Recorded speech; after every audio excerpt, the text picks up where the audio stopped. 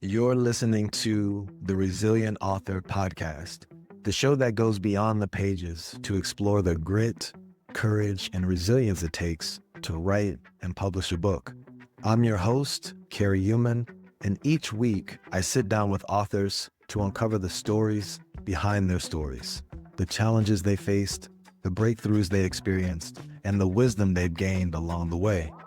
Whether you're working on your first chapter or celebrating your launch, this is the place to find inspiration and practical takeaways for your own author journey. Let's dive in. All right, Jonathan. So for those who may not know you yet, what's your book about and what do you hope readers take away from it?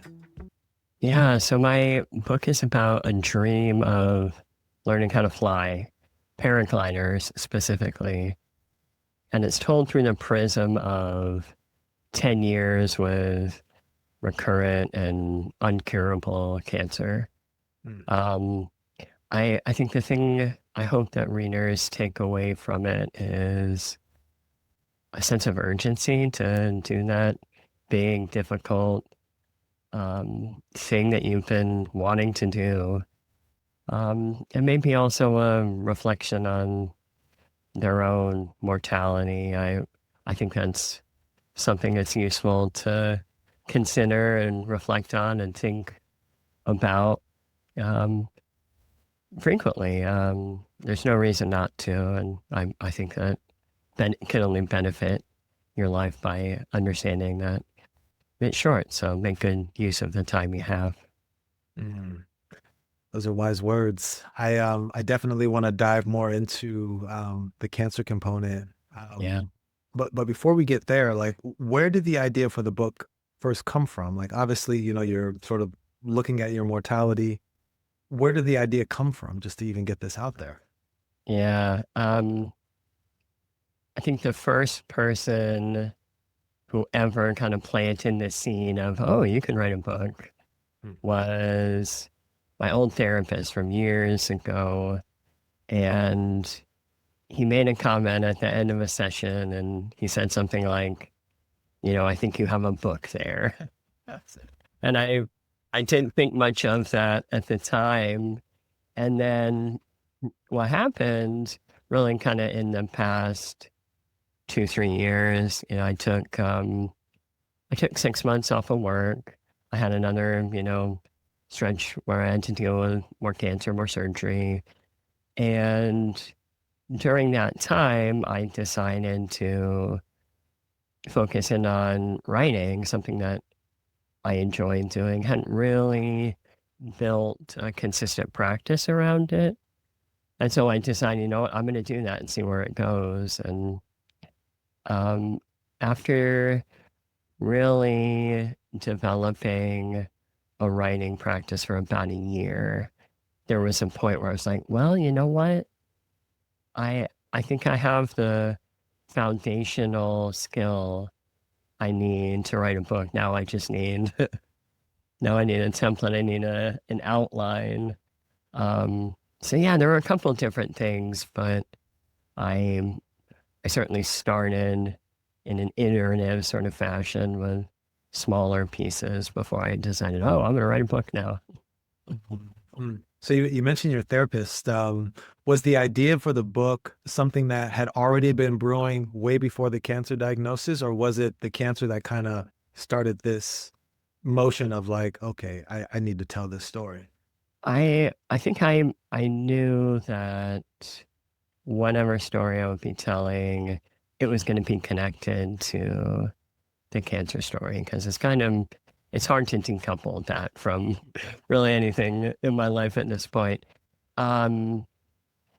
What I had shared with him was,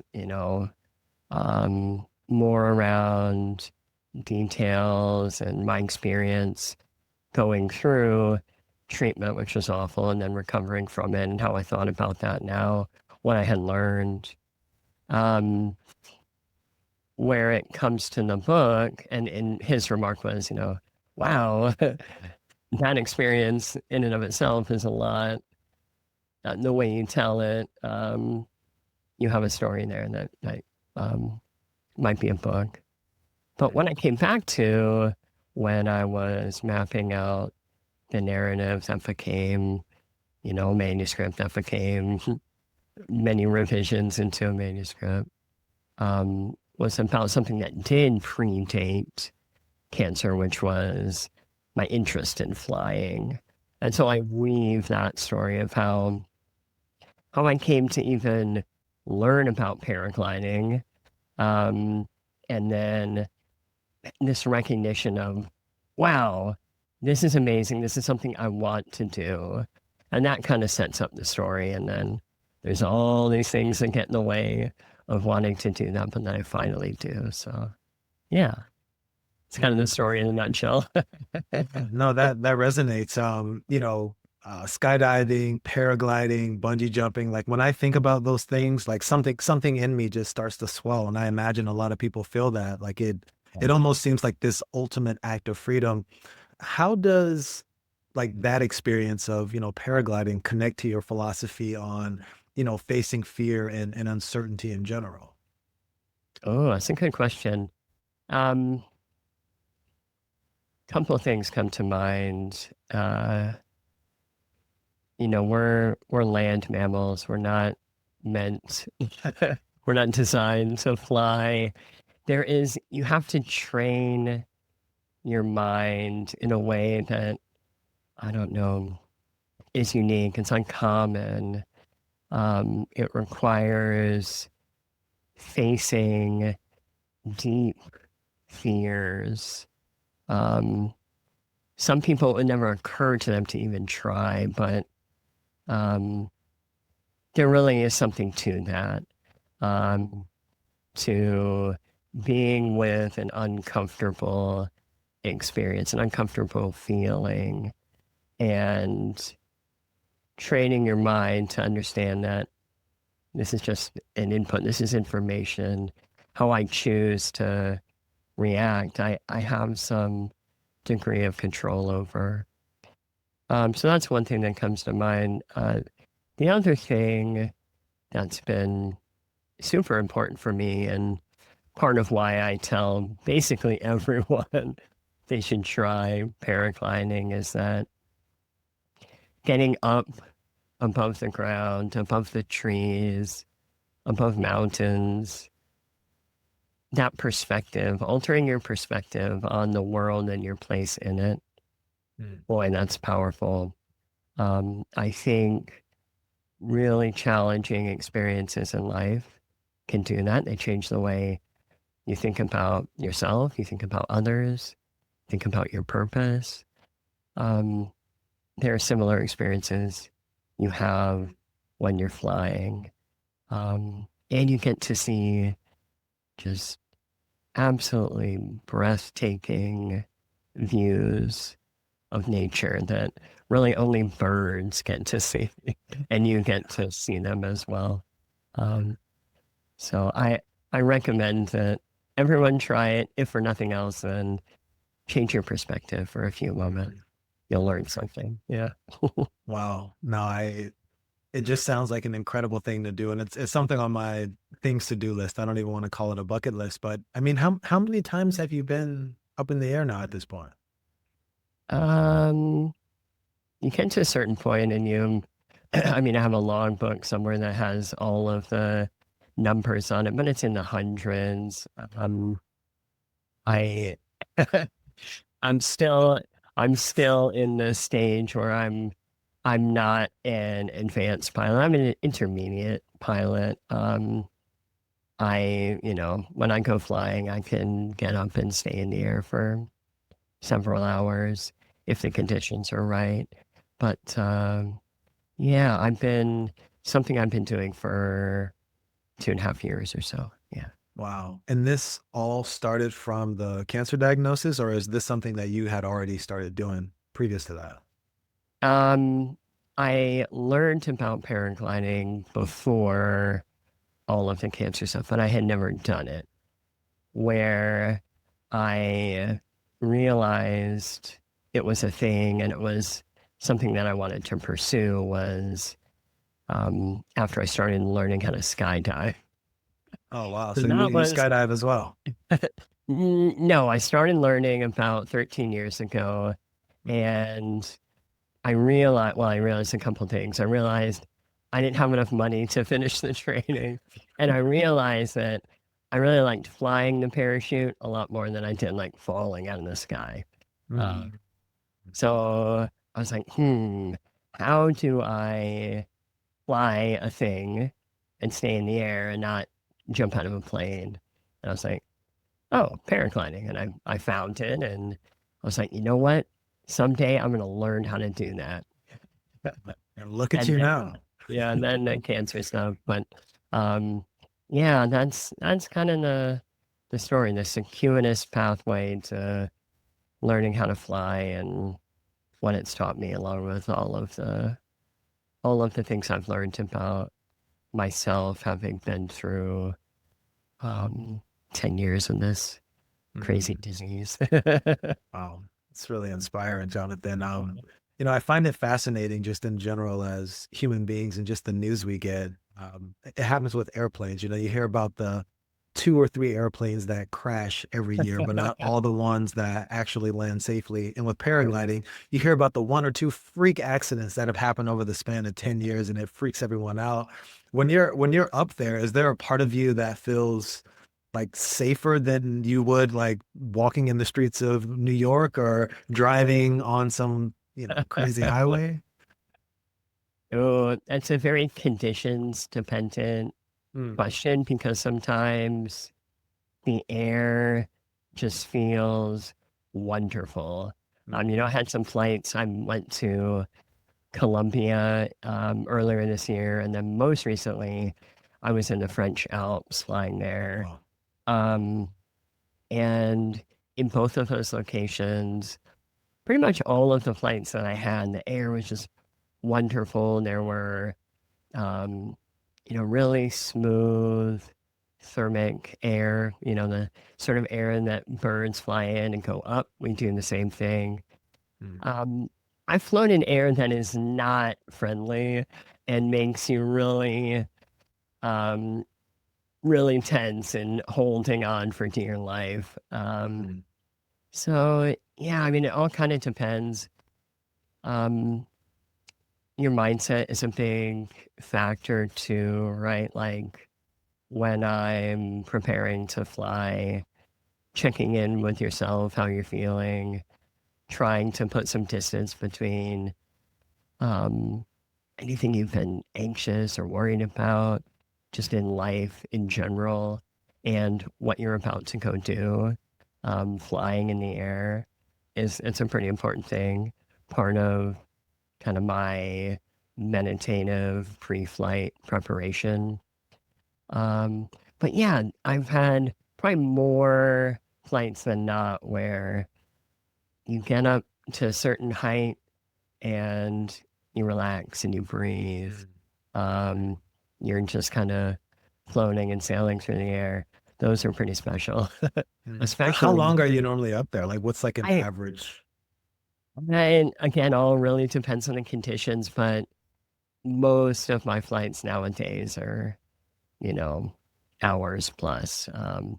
I'm not quite at the level where I can go to a cross country flight and fly, 5, 6 hours and fly 100 kilometers. But I'm getting there, and I will be there at some point. Wow. That's incredible, Jonathan. Wow. So just, changing gears a little bit, I would imagine just, what you've experienced over the last few years has been challenging, let alone to write about it. Um, were there moments when you questioned whether to keep going and what helped you to push through to actually get your book published? Mm, yeah, there were parts of it that were certainly challenging to write in that I had to revisit really difficult moments, um, especially a couple of the chapters where I'm writing about recovering from reconstructive surgery, Mm. um, which is not an easy thing to go through. Um, something that, in the long view of things, really improved my life a lot. Mm. But boy, it reshaped things physically and kind of how I think about myself. Um, Now those were challenging, but they were important for me to write. I learned a lot in that process. Mm. I d- I don't know that I had any moments where I wasn't sure if I would finish. I'm the sort of person, if I set my mind to do something, I'm gonna do it. Damn it. um, which is can be a really good quality to have. Um, Yeah, I was surprised. I gave myself more time for the manuscript than I ended up using to get to first draft. Um, yeah, but no, there weren't really any moments where I was like, I don't think I'm going to finish this. There were a couple of moments where I wondered what my motivation was for writing it and struggled with that. Um, Thankfully, I had, my wife and my editor and folks who were very encouraging. Um, yeah, writing about yourself, having yourself be a character in a story that you're also narrating is a very strange feeling. um, and then you have to go back and revise and try and remove um, try and think about the story from the perspective of a reader. So I had some moments where that was challenging, but um, yeah, I always managed to kind of keep the goal in mind, which was finish the book, revise the book, publish Yeah. the book, talk about the book. Here we are. Yeah. I mean, it's like you said, it's sort of a gift and a curse when you set something in your mind, like you're gonna get it done Yeah, regardless. yeah, So I mean, Jonathan, you've turned something. I mean, again, we're gonna dive into this a little more, but you've turned something, deeply personal into something that has impacted, and I would imagine helped a lot of people at this point. What's been, I won't say the most, because I'm sure there's a lot, but what's been one of the most meaningful responses you've received from someone who's read your story? yeah. I love this question, and it's something I've thought about a bunch.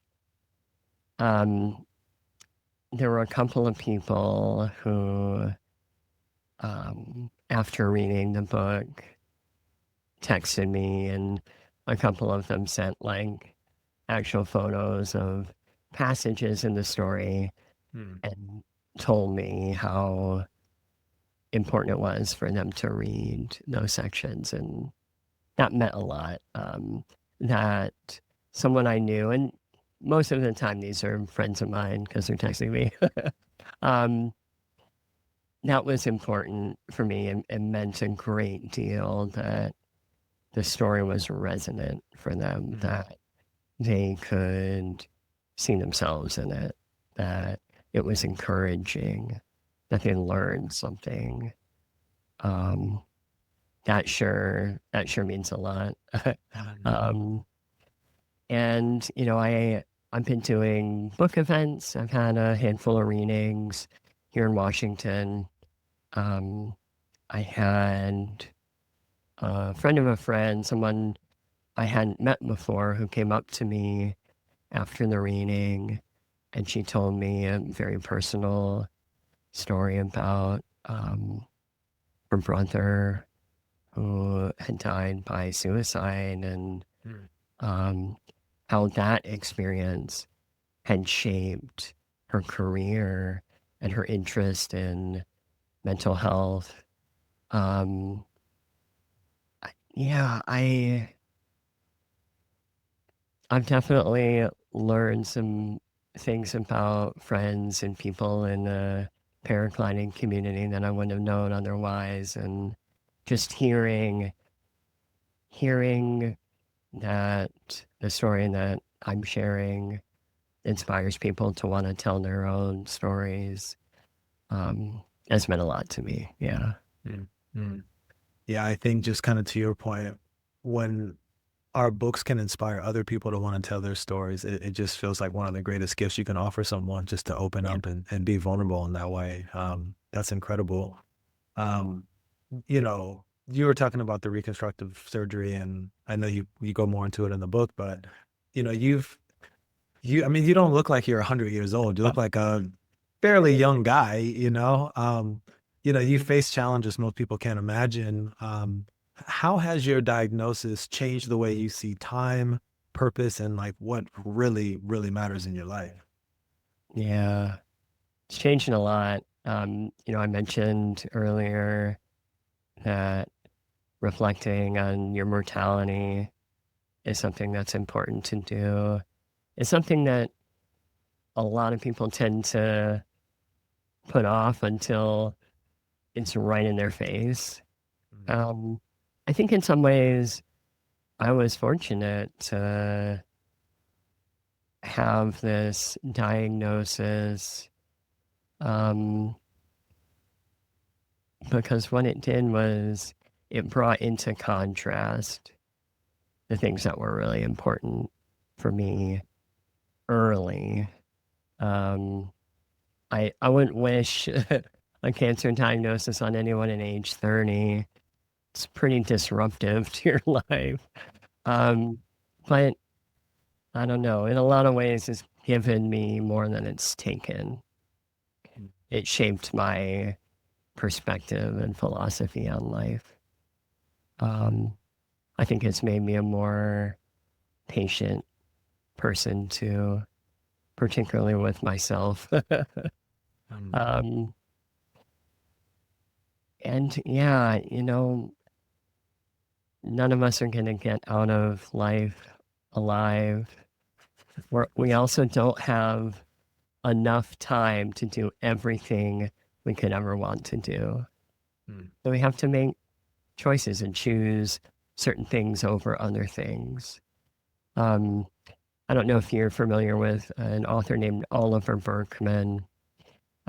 He's one of my faves, mm, but in his book, 4,000 Weeks, which is average person's time alive, 4,000 mm, weeks, mhm, um, he talks about this concept about how, you know, um, things are going to disappoint us. We're never going to get everything done we want to get done.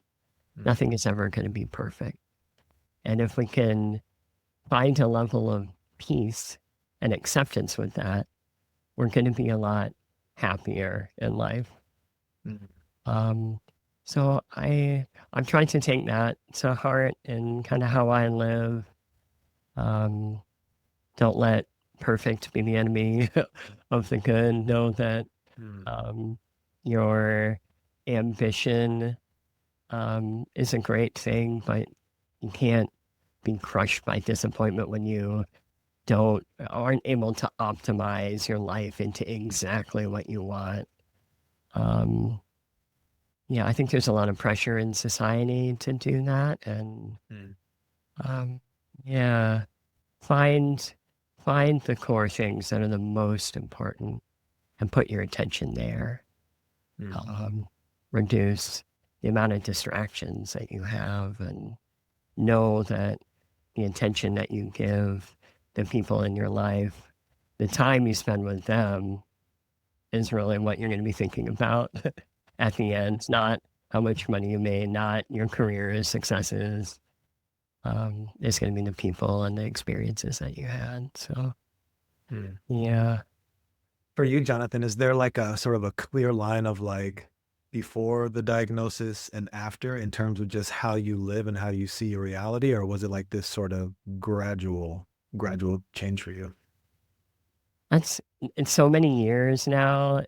Um, it's kind of hard to say. I will Mm, say that part of why I wrote the book is I wanted to understand. Oh, I knew that I had changed. I mm, wanted to understand how. Um, so that was part. That was part of what I learned in retelling this story and really thinking about how 10 years of all this stuff had shaped my life. How was I different now at, 40, 41 versus the young person I was in my mid to late 20s?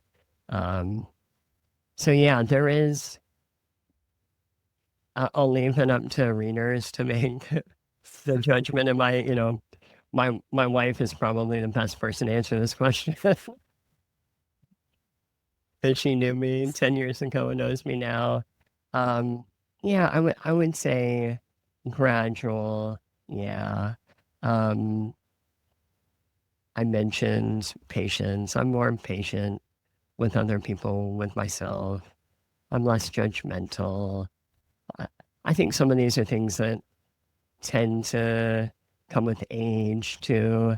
So it's probably a mix of both things, but um, I've certainly had to learn how to live with limitation, learn how to adjust and be patient and know that um, I'm I can still do important things even as I'm not physically the same person I was, 3, 4 or more years ago, especially after those surgeries.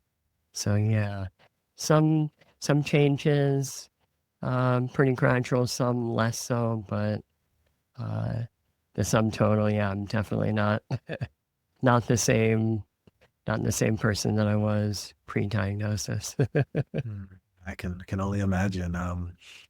So you talked a little bit about this earlier. I'd love to sort of double click on it, but every author, the publishing journey looks different for all of us. Some are traditional, some are hybrid, some are indie. What path did you take, and what was the most challenging or rewarding part of like finally getting your book out into your readers' hands? Yeah, so I self-published, and I knew early on that as someone who had never published a book before, written a book before, I was going to need help. Um, so probably the most important decision I made early on was to hire an editor, Mhm. um, someone who knew storytelling, who was familiar with what this looks like in the context of self-publishing, someone who had helped bring many different books in different genres to life.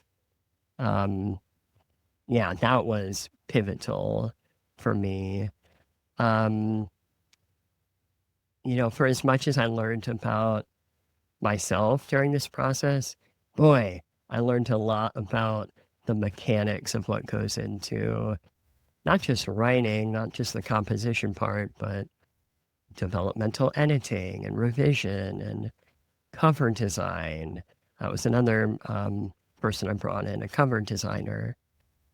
And all of that is before we start talking about the marketing and promotion, um, which is a whole other different body of work that I've mostly done myself, but have brought in kind of key outside professionals as well. Um, I, yeah, I'll say about self-publishing, and I can't really speak for fiction because I don't write fiction, but nonfiction, yeah, you need an editor. Um, it's not to do this well isn't necessarily inexpensive. uh, It's an there are investment for sure. yeah, there are trade-offs in terms of time and expense. Um, yeah, I'm really glad I chose to go this route because shopping a book deal is a whole other thing, Mm. and retaining the creative control was important for me, and also control over the timeline, right? Like I was the variable on the timeline, not someone else, not a publisher and, their market cycles. So that was important to me. And I tried to think of it as an experiment, as a proof of concept for the next books, which I'm already thinking about. Nice. Maybe we can talk a bit about that too. So you kind of talked about the impact that the book has had. But once your book was out there, how did things shift for you, in your work, in your relationships, or just even in how you view your story? Like once you were a published author, like what shifted? Mm. Well, I was really proud that I had managed to finish a book and publish it. Um, Boy, there are a whole bunch of strange insecurities and things that you learn about when you start reading reviews. And I I had some truly odd um, experiences I never would have anticipated, like seeing. So, like, I have an author site, I sell the book through my site. I can see who's buying it, right? And I, keep tabs on Goodreads and things of that nature. There were a couple of people who um, I haven't spoken to in like a decade or more, who I saw had purchased and read my book. And that was a very, I didn't anticipate that happening. And I didn't anticipate how I would feel, which was kind of strange. Wow, this person who I haven't communicated with now knows the story of all this time that we haven't been friends, right? Um, yeah, there's something kind of strange and unique about writing a memoir in that it's very personal, like you mentioned, and it can be something of a challenge to separate someone's reaction to the story and how you've written it from the story being your own life, right? And so that occasionally was a challenge for me. Um, but yeah, I think the kind of overarching feeling was one of pride and accomplishment. And um, yeah, it's been wonderful to hear that people couldn't put the book down, right? Like that. I had a lot of feedback that was like, wow, you really keep the story moving. It was fun to read. It was very engaging. Mm. And not only that, I learned a lot about you. Hearing that from readers and friends, and that felt nice. The not knowing part for people who, I haven't spoken to, and I it's hard not to wonder what they thought. Yeah. Yeah. Um, yeah, no, it sounds like, I mean, just in general, like getting a book out there, it feels like a badge of honor. And it sounds like for the most part, people have been, very receptive to it, which is probably a really good Yeah. feeling. Yeah, the feedback has been overwhelmingly positive. Yeah. Mhm. That's great, Jonathan. So, this podcast is called The Resilient Author. And, we know resilience shows up in different ways for everyone. Sometimes it's discipline, for some people it's faith, and for myself, it's community. What does resilience look like for you, like these days? Yeah. I love that you mentioned community. So this is a theme in the story. And I talk about the community that I found here in Olympia, Washington, which is where I've lived for the past 15 years or so. And then more recently, the community I found in the paragliding sport. Just these wonderful people who come from all sorts of different backgrounds, and what unites us is this love of flying. Mm. Yeah, the title of the book, Unflappable, is, it's a nod to that concept, resilience, right? Unflappability is another word for resilience. Um, but there's another facet to that too, which is you build resilience by being vulnerable, right? By allowing other people to help you, to encourage you, to hold you and lift you up. Um, that took me a lot of years to learn how to do. um, yeah, so I talk about this in the story as well, but it's certainly a theme in my life, which is that um, I've become more resilient by knowing that I can't do everything myself and that I need other people's help. I need to be gracious in asking for help and seeking others' help. Mm. Um, yeah, for a lot of different reasons, that's something that didn't come naturally to me.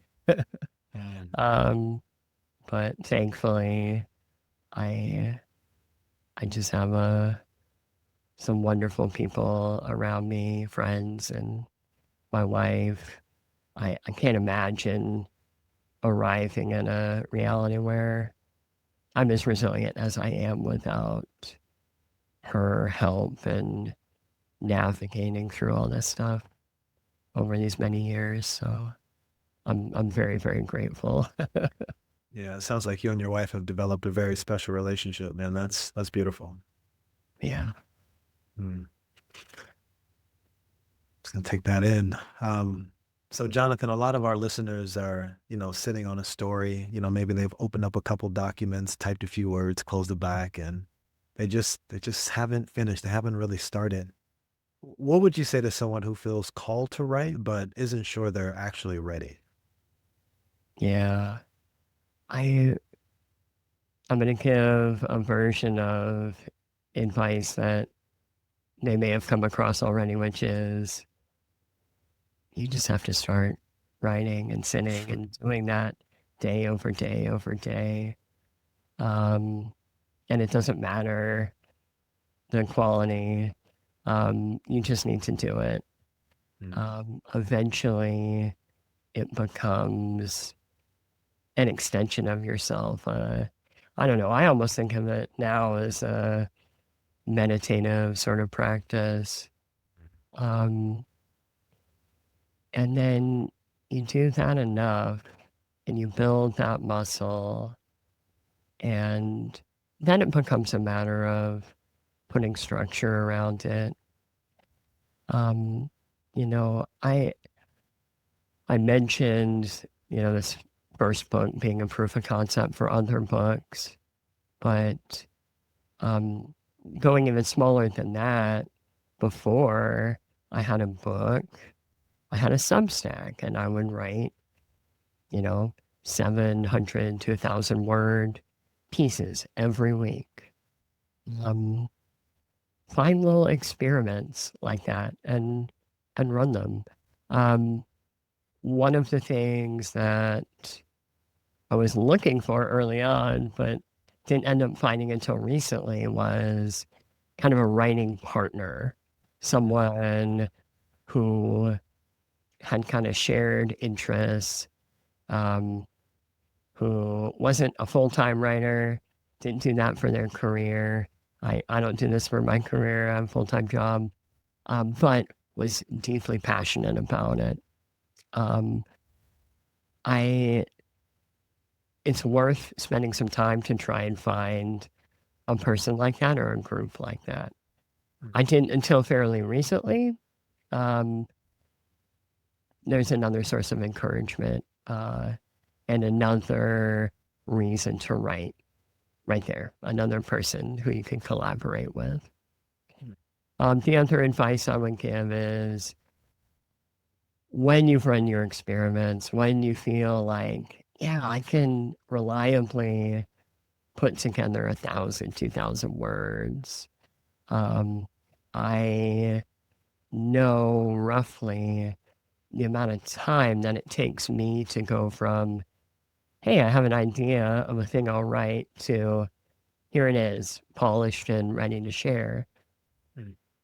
Once you have a decent idea of what that time looks like, and you start to have some ideas and concepts, some outlines for a larger narrative, there's so many great books on where to start. Happy to offer some recommendations there, but I would say there comes a certain point where you're going to want to talk to an editor and get some guidance to help direct your creative energy in a way that's not going to cause you a lot of extra work later on. And then also really spending some time on, okay, who is this for? What's the message I'm really trying to communicate? And what is my goal? What is my intent in producing this thing? Sure. A good editor is going to take all of those inputs in and say, all right, here's some ideas and things to think on for how you can accomplish this. That was so helpful for me. So yeah, writing funny, get in the habit of writing all the time, run some experiments, and then once an idea starts to coalesce, think about finding an editor. Yeah. Mm. Those are all really good. I'm sure there's probably someone listening. You mentioned something about a couple of books, and I'm curious, how did you find your editor?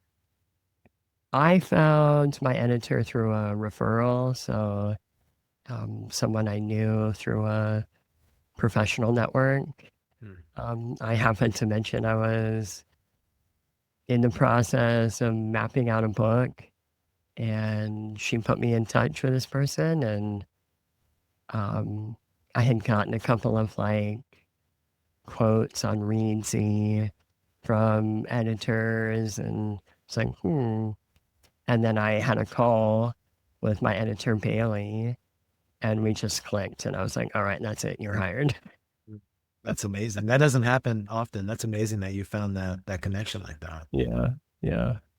So, yeah, that was the biggest investment for sure, but probably also the most important in helping to shape that book into something that really was closer to what I wanted to accomplish than I could have done on my own. No way I could have produced what the book ended up being without her guidance. Yeah. Yeah. Editors are, yeah, they are the Uh, so before we close, Jonathan, I'd love to know, what's next for you? You mentioned something about some new projects, a new book, any creative adventures you're excited about? Yeah. Well, I hope to do some more travel. So I mentioned this year that was a theme, right? I went to Colombia, I went to France. Um, I may do some more book related events in California. Um, I'm gonna continue to promote this book, and then I'm gonna start the process, I think, of writing a query letter and seeing if there's any interest in book number 2, which is going to be not about me, but it's going to be about people who share something with me, providers and patients in head and neck cancer and head and neck reconstructive surgery. Another really amazing community that I happen to be a part of, and I want to highlight the stories of the surgeons who are involved in this work, what makes it unique, the relationships they have with their patients, and their patient stories. How you go through something that is so life altering, what that journey looks like for other people. And I think I'm in a unique position to be able to tell that story really well. So that's book number 2. I don't know exactly when I will start working on that in earnest, because like I mentioned, I have that whole job thing. But yeah, that's kind of next up. And then my wife is due for a vacation. She's been working very hard. And I've been jet setting off to other countries. So it's her turn now. Yeah, I'm sure she's looking forward to that. Yeah, Hawaii is in the cards for Right. next year, I think. Yeah. Very nice. Yeah, that's not too far from Washington, so yeah, should be Yeah. nice. Yeah, you had me imagining when you were talking about your full-time job. I just kind of got this image of Superman, kind of a Clark Kent at work, and outside you're doing all kinds of wild stuff. Does anyone know that that you're an author at your job? Oh yeah. Oh yeah. A Yeah. lot of coworkers have bought and read my book. Nice. Yeah, yeah. It's been great. The boy, the amount of time involved in balancing getting the pages in and then, going to work. Yeah, Yeah. it's That's a full-time job in itself. Yeah. You did it though. You did it. I did, yeah. Mhm. Right on, Jonathan. So gonna wrap up here shortly, but I'd like to invite you to the lightning round. I've got 5 questions. Right. Just speak from your heart. Love it. All right. What's one book that changed your life? Mm. Mm. I have to say 4,000 Weeks by Oliver Berkman. I mentioned it earlier, but yeah, that book really spoke to me. And his kind of mantra is self-help for people who are skeptical of self-help books. That's a good Which is thing. very a piece of my philosophy. So yeah, I got Oliver Berkman. Yeah. I'll definitely get that in the show notes. If you could have dinner with any author, past or present, who would it be? I'm a huge fan of Ed Young. He's written a handful of books on science and nature. I think his most recent one is called An Immense World, all about how different animals and species perceive the natural world. Boy, I love his writing style. I love his ability to storytell these subjects in such a accessible and compelling way. Yeah, I would love to have dinner with him and hear about what goes into researching a book like An Immense World or Uncontained Multitudes. And yeah, he seems really cool. I've heard some videos of him giving speeches, and he seems like the sort of guy I'd be friends with. Well, hey, it's never too late. You might cross paths here one day. When it comes to getting ideas out, Jonathan, are you more of a writer or a talker?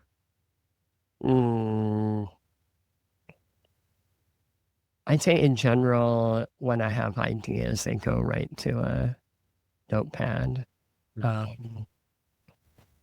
Yeah, I tend to start there.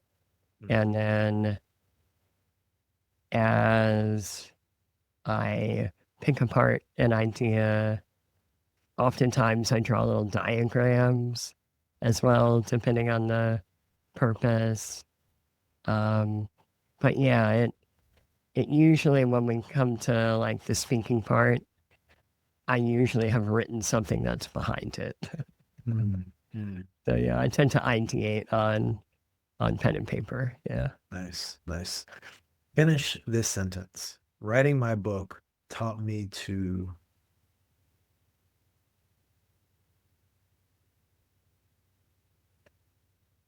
take time to get outside of myself.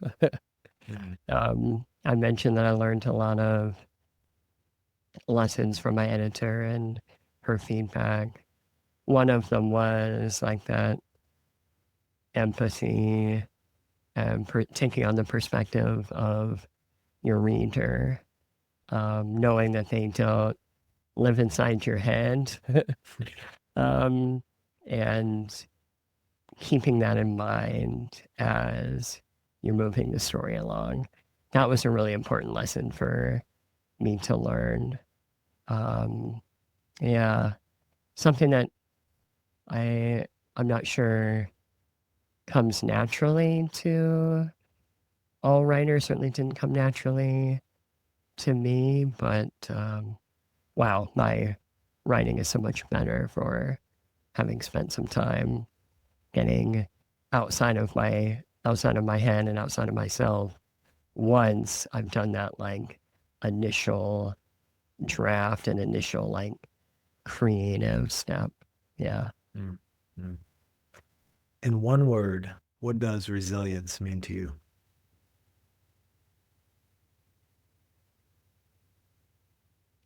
I'd say it means patience. Patience with yourself, patience in that, have control over the comings and the goings in life. Patience to know that if you stick with something long enough, it's going to work out or it's not. Patience to try and to fail and to try again. Yeah, writing a book takes a lot of patience. Yes, it does. Yes, it does. Living with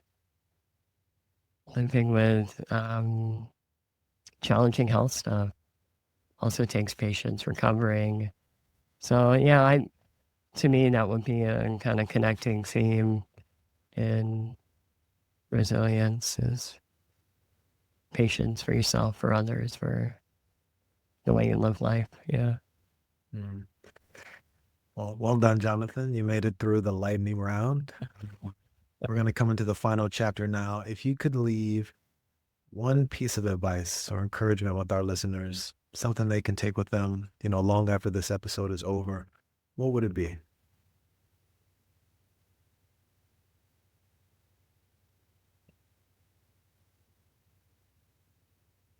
I'd say be mindful of where your attention goes.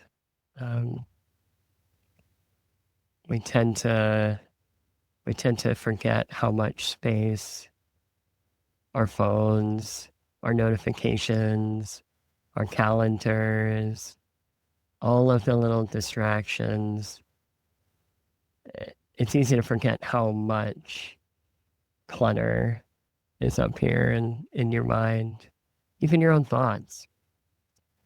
But when you make an effort to, on a daily basis, pay attention and find calm, wow, that can really change your life. Yeah. So many things are competing for our attention, but it's a really, really valuable thing. So be intentional about where you choose to give your attention. That would be my advice. It will certainly help if you're interested in developing the ability to pay attention long enough to write a book or any long form thing. You'll be well served by finding a way to develop that skill. And it's useful in a lot of other ways too. So Absolutely. learn to meditate, learn to be aware and mindful of where your attention goes. Yeah. I love that word, intention. That was really well said, Jonathan. Thank you.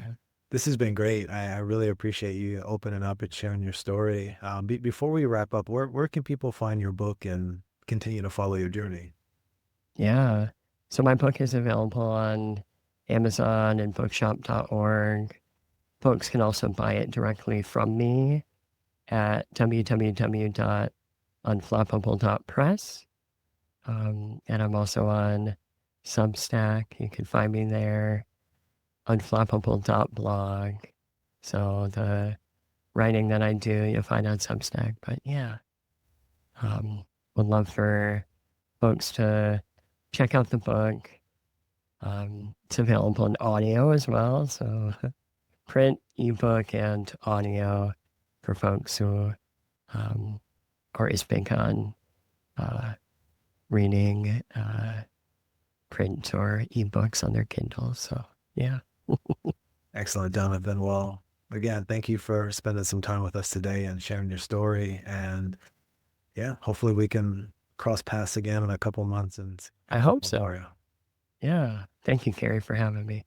It's been great. Thanks for being here. Thank you so much for tuning into the Resilient Author Podcast. I hope today's conversation gave you both inspiration and practical tools for your own journey.